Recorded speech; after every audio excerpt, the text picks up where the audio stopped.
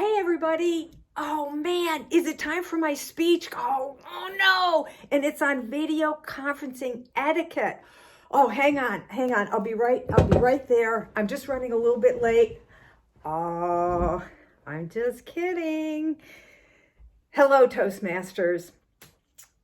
I was asked to do my speech and video it in preparation for our next Toastmasters meeting. This is not a tutorial on how to use Zoom. I recommend that you go online and you find some tutorials so that you're prepared. There are a lot of things that you can do to prepare. This is a speech more on the do's and don'ts.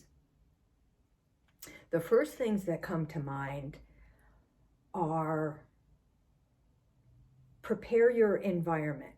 I have turned off my ringtones, my ding tones, and I've told my family that I'm having a very important speech and a very important conference call when it happens. I've put the pets in another room, so that's something that you can prepare. Also, look at yourself, video yourself to see how you look on the camera. That's one of my pet peeves, is that I've been in meetings where people have their laptop on their lap and we get to look up their nose.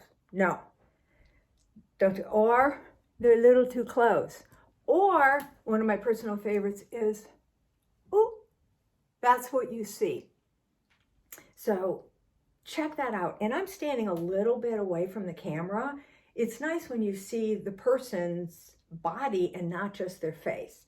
Very important. Do not sit with your back to a light source, a window, even a bright light. What people will see is the bright light, and you're going to be in shadow like you're in witness protection. And just in terms of dress, these video conferences people are relaxed. You see them in their sweatshirts. And I'm finding if I dress up the way I would for my sales meeting or the way I would for Toastmasters, I feel better. The standards have been relaxed, things are more flexible, and just think about that. Oh, another thing, your background.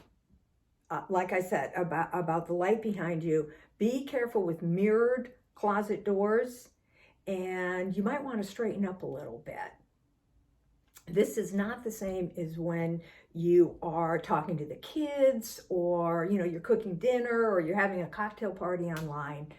These are really strange times. So those are the things you can do prior to the meeting. Just as important are once you are in the meeting.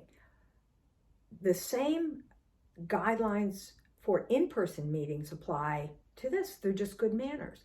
That you're on time, that you maintain eye contact, that you pay attention. It's so easy when you're home to, oh, I'm going to type something, or, oh, I'm just going to get this book. While these things may not be distracting to you, they're distracting to other people. So keep that in mind.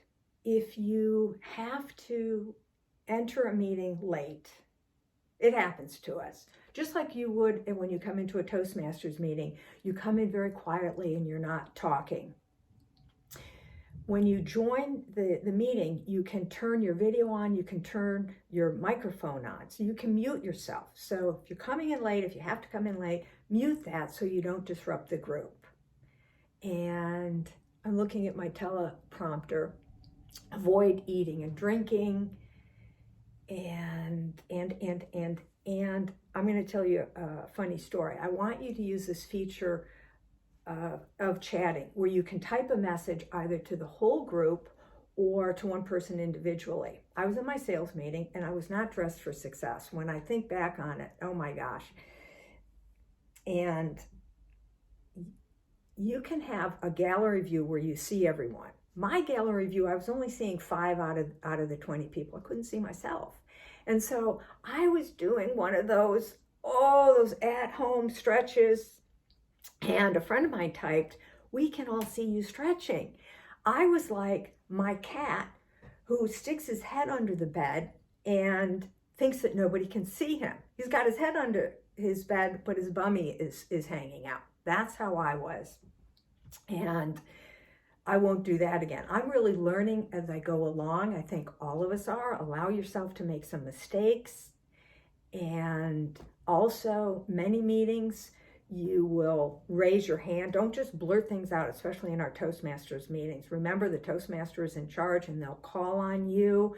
And there is a way that you can put your hand up in the messaging so that it sees a little icon, or do this. Just trying to think of what else I could tell you. I might have to do a follow-up video. I will say this in closing. This is really, these times are very, very weird, and I want you to stay safe, be well, and I just know I'm gonna see you all very, very soon. And I miss you. Like I said, I hope you're doing well.